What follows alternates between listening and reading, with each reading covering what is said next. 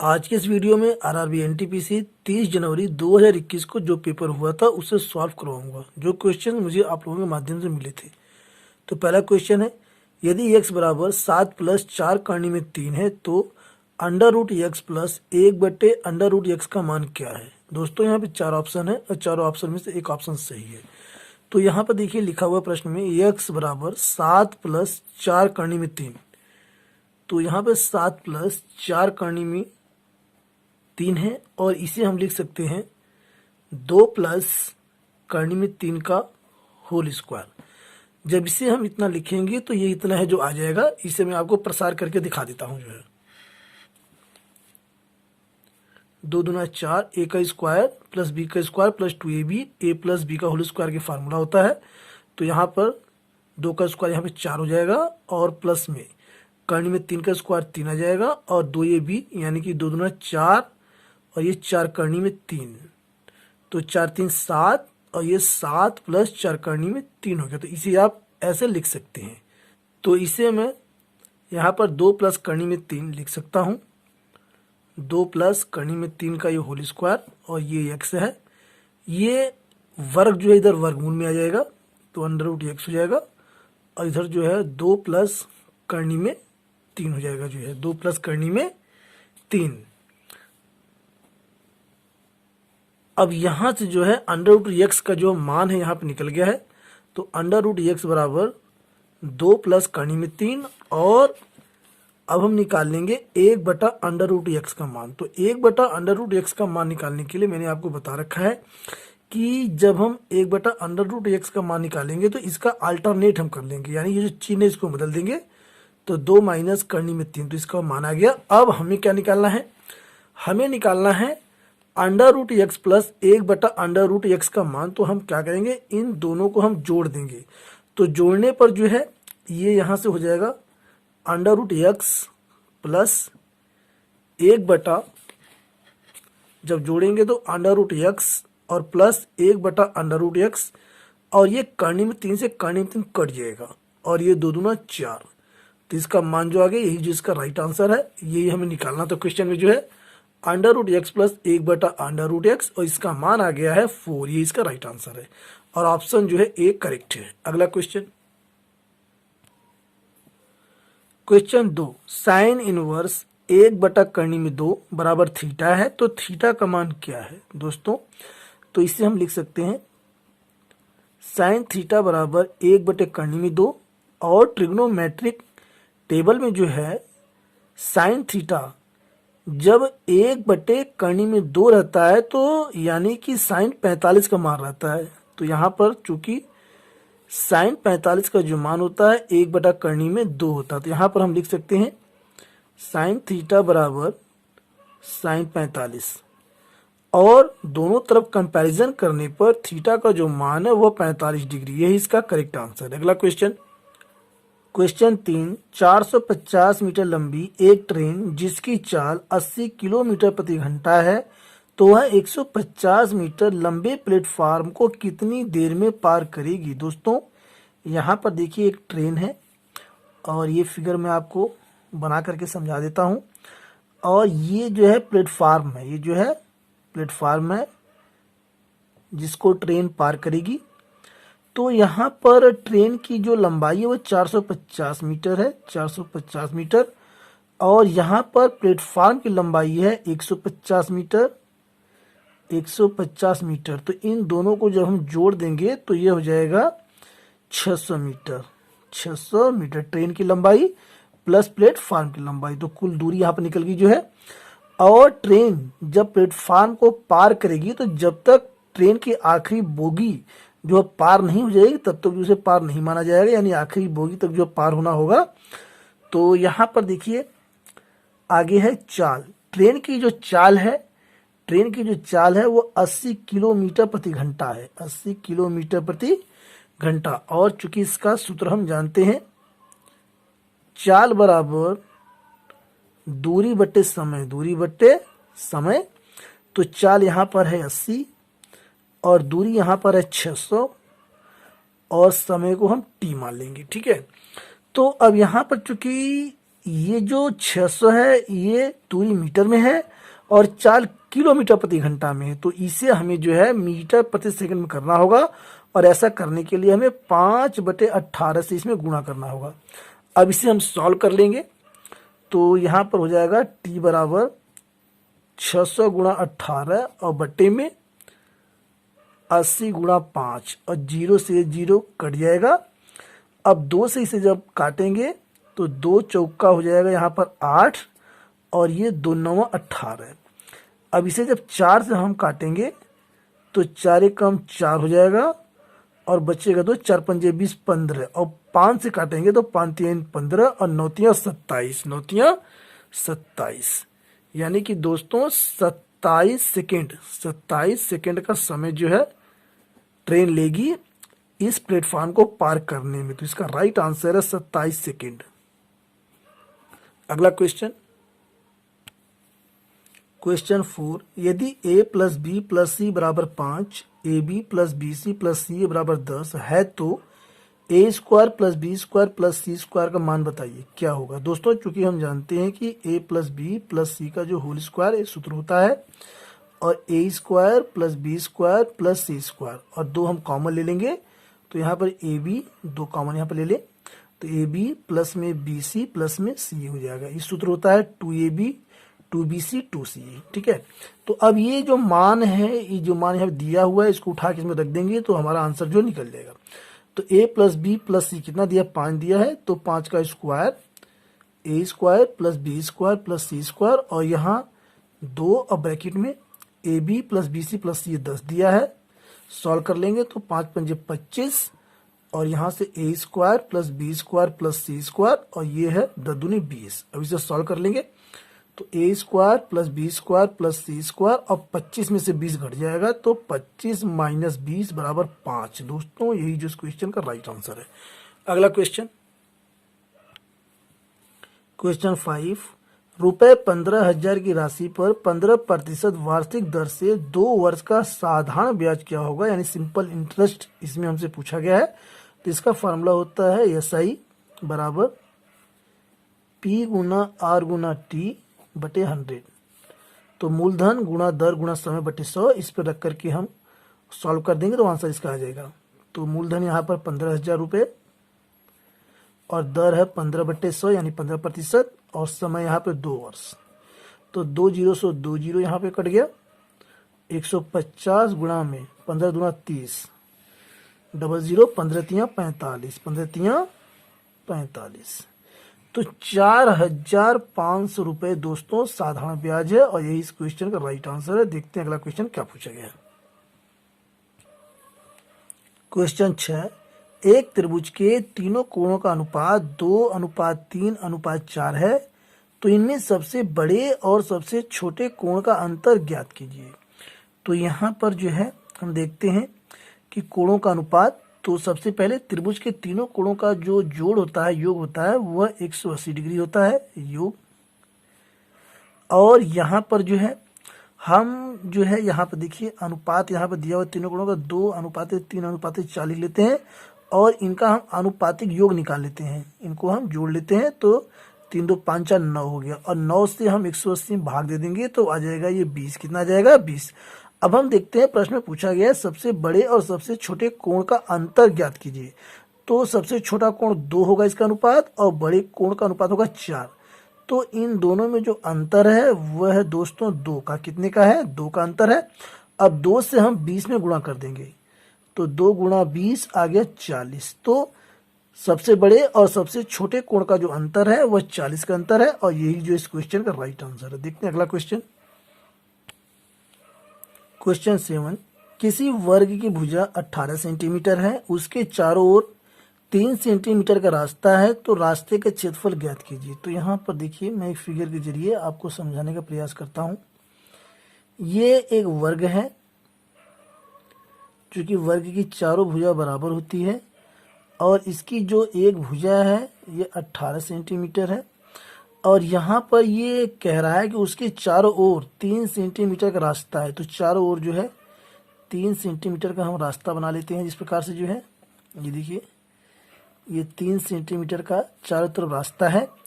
तो यहाँ पर ये देखिए 3 सेंटीमीटर चौड़ा, 3 सेंटीमीटर यहाँ और 3 सेंटीमीटर इस तरफ हो जाएगा।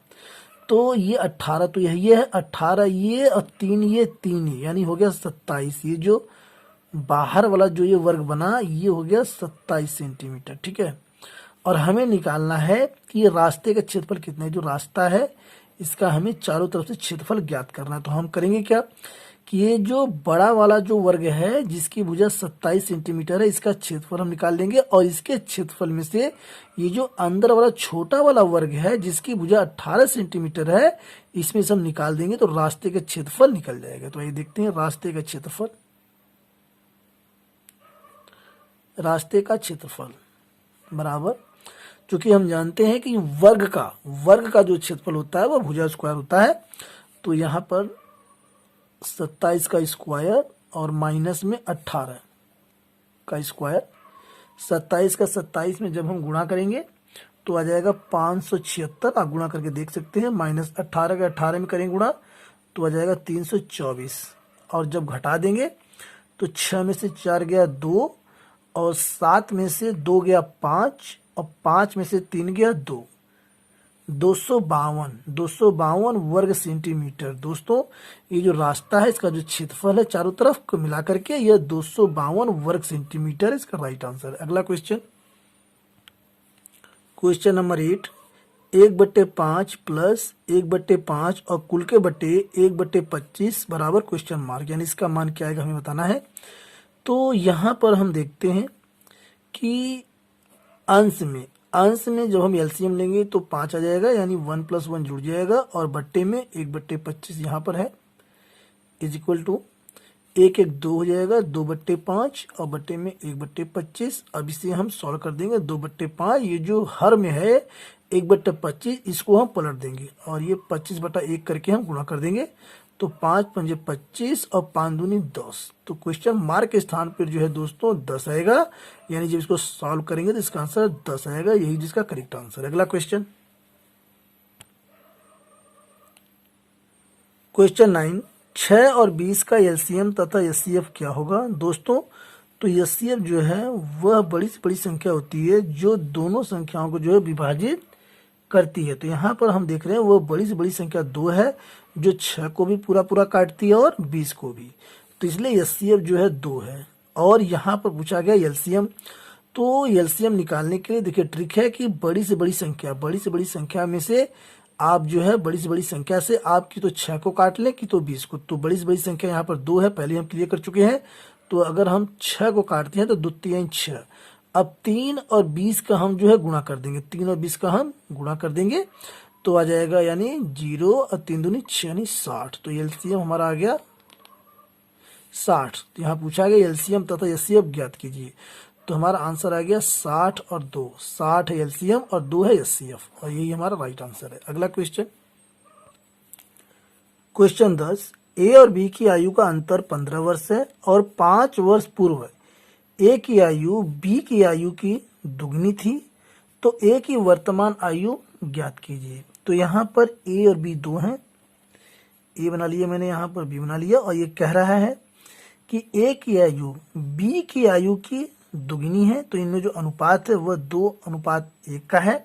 तो यहाँ पर हम रेशियो में जो अंतर निकाल लेते हैं, अंतर यहाँ पर रेशियो में 1 है, और यहाँ पर ये कह रहा है अंतर 15 है। अंतर कितना है? 15 है। अब हम 1 से इसमें भाग दे देंगे तो आ जाएगा ये 15।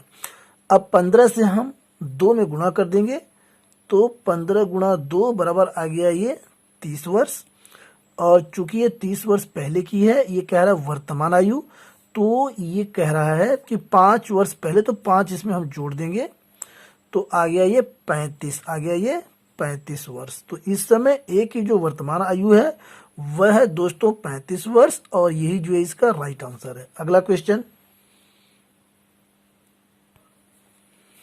क्वेश्चन 11, रुपए 8,000 पर 10% वार्षिक की दर से 1.5 वर्ष का चक्रवृद्धि ब्याज ज्ञात करें यदि ब्याज की गणना छमाही आधार पर की जाए। दोस्तों यहाँ पर दर जो है वार्षिक है, और यहाँ पर ये कह रहा है ब्याज की गणना जो छमाही की जाए। तो जब छमाही कहेगा तो दर भी जो है वो छमाही हो जाएगी, तो यानी कि दर है 10%, तो 2 से भाग कर देंगे तो आ जाएगा ये 5%। कितना आ जाएगा ये 5%। आगे अब यहाँ पर समय, समय क्या है, समय यानी कि टाइम, समय है 1/2 वर्ष यानी कि 1.5 वर्ष। 1.5 वर्ष में 3 छमाही, 3 छमाही, तो समय कितना हो गया, 3 हो गया जो है। अब यहाँ पर हम फर्स्ट, सेकंड और ये थर्ड यानी कि 3 छमाही जो है बन गई अलग अलग जो है। और यहाँ पर जो है जब हम पहले छमाही पर ब्याज लगाएंगे यहाँ पर 8,000 रुपये पर 5% की दर से, 5% की दर से, तो ये 400 रुपये हो जाएगा। और दूसरी छमाही में जब हम ब्याज लगाएंगे तो उसमें भी 400 रुपये होगा, प्लस ये 400 रुपये पर भी 5% की दर से ब्याज लगेगा, तो ये हो जाएगा 20 रुपये। और तीसरी छमाही के लिए भी 400 रुपये, तीसरी छमाही के लिए भी 400 रुपये हो जाएगा ब्याज, और प्लस ये 400, ये 400, ये 800 यानी 820, यानी 820 रुपये पर 5% की दर से तीसरी छमाही के लिए भी ब्याज लगेगा दोस्तों, क्योंकि कंपाउंड इंटरेस्ट में, चक्रवृद्धि ब्याज में ब्याज पर भी ब्याज की गणना की जाती है। तो जब हम 820 का 5% की दर से निकालेंगे तो यहाँ पर जो है आ जाएगा 41। कितना आ जाएगा 41। अब हम क्या करेंगे, इन सबको हम जोड़ लेंगे, तो यहाँ पे 4 4 8, 4 3 12 और ये हो जाएगा 1 4 2 6, 1261 रुपये दोस्तों चक्रवृद्धि ब्याज जो है हो जाएगा। और यही इस क्वेश्चन का राइट आंसर है। अगला क्वेश्चन 12, नल ए किसी टंकी को 4 मिनट में भर सकता है और नल बी 6 मिनट में खाली कर सकता है। यदि दोनों एक साथ खोल दिए जाएं तो आधी टंकी कितनी देर में भर जाएगी। दोस्तों यहाँ पर नल ए है, नल ए जो है वह 4 मिनट में भर सकता है, तो 4 मिनट भर सकता है। और नल बी 6 मिनट में खाली कर सकता है, तो नल बी 6 मिनट। और यहाँ पे हम खाली लिख देते हैं ताकि ये पता रहे कि ये जो खाली कर रहा है। और अब 4 और 6 का हम एलसीएम निकालेंगे, तो एलसीएम आ जाएगा यहाँ पर 12, यानी ये हो गया टोटल लीटर। और यहाँ पर 4 से हम भाग देंगे 12 में, तो यहाँ आ जाएगा 3, और 6 से भाग देंगे 12 में तो आ जाएगा 2। इसका मतलब है कि नल ए 1 मिनट में 3 लीटर पानी जो है टंकी में भरता है, और नल बी 1 मिनट में 2 लीटर पानी जो है खाली करता है, तो यानी कि 1 लीटर पानी जो है शेष जो है रह जाता है। तो ये कह रहा है कि आधी टंकी कितनी देर में भर जाएगी। तो यह जो टोटल लीटर है यह 12 लीटर है, तो इसका जो है आधा करना होगा हमें। कितना करना होगा, आधा। मैं आधा लिख देता हूँ, तो आधा हो जाएगा यहाँ पर 6, आधा हो जाएगा 6 लीटर। और 1 से इसमें हम भाग दे देंगे, तो यहाँ आ जाएगा 6 मिनट, आ जाएगा 6 मिनट। दोस्तों आधी टंकी भरने में 6 मिनट लगेगा, और यही जो इस क्वेश्चन का राइट आंसर है। अगला क्वेश्चन नंबर 13, ए और बी किसी काम को 27 दिन में, बी और सी 18 दिन में तथा तीनों मिलकर उसे 12 दिन में समाप्त कर सकते हैं। तो ए और सी मिलकर उस काम को कितने दिन में पूरा करेंगे। दोस्तों यहाँ पर क्वेश्चन में है कि ए प्लस बी यानी दोनों मिलकर के 27 दिन में काम को समाप्त करते हैं। बी और सी मिलकर के, बी प्लस सी मिलकर के जो है 27 दिन, और ये 18 दिन में करते हैं तथा तीनों मिलकर 12 दिन में समाप्त कर सकते हैं। तो ए प्लस बी प्लस सी तीनों मिलकर के 12 दिन में समाप्त करेंगे। अब इन तीनों का हम एलसीएम निकाल लेंगे, तो एलसीएम हमारा आ जाएगा 108, और ये हमारा आ जाएगा टोटल वर्क हमारा आ गया। अब 27 से 108 में जब हम भाग देंगे तो यह जो है 4 बार में कट जाएगा। 18 से भाग देंगे तो यह 6 बार में कट जाएगा, और 12 से भाग देंगे तो यह जो है 9 बार में कट जाएगा। अब हमें क्या पूछा गया क्वेश्चन में, ये पूछा गया है कि ए और सी मिलकर उस काम को कितने दिन में पूरा करेंगे। तो यहाँ से हम क्या करेंगे, ये जो a प्लस बी है, a प्लस बी को जब हम इस तीसरे समीकरण में से जब घटाएंगे तो यहां से c का काम निकल जाएगा। यानी कि ये देखिए 4 में से जब हम 9 ये घटाएंगे तो यहाँ पर जो है 5 काम आ जाएगा। कितना आ जाएगा? ये 5 काम। यानी जो c जो है एक दिन में 5 काम करता है। अब हम b प्लस सी को जब इसमें से घटाएंगे तो a का काम यहाँ पे निकल जाएगा। यानी कि 9 में से 6 घटाएंगे तो 3 काम आ जाएगा जो है। इस प्रकार से a जो है एक दिन में 3 काम करता है और a और c दोनों मिल करके जो है 8 काम करते हैं। कितना काम करते हैं? 8 काम। यहाँ पर a प्लस सी का काम हो गया जो है एक दिन का। अब ये काम टोटल काम कितना है? 108। कितना है? 108। अब हम क्या करेंगे? 108 में हम जो है भाग दे देंगे 8 से, तो यह जो है 8 एकम 8 और बच जाएगा 2 यानी 28 और 8 3 24 3 और ये शेषफल आ गया 4/8। अब इसे हम काट सकते हैं। 4 एकम 4 4 दूनी 8, तो इसका आंसर आ गया 13 सही 1/2। 13 सही 1/2 दिन। दोस्तों ए और सी दोनों मिल करके 13 सही 1/2 दिन में जो है कार्य को पूरा करेंगे और यही इस क्वेश्चन का जो राइट आंसर है। दोस्तों इसी के साथ मुझे उम्मीद है कि वीडियो आपको पसंद आया होगा। वीडियो के पसंद आने पर चैनल को लाइक शेयर और सब्सक्राइब करना न भूलें। Thanks for watching.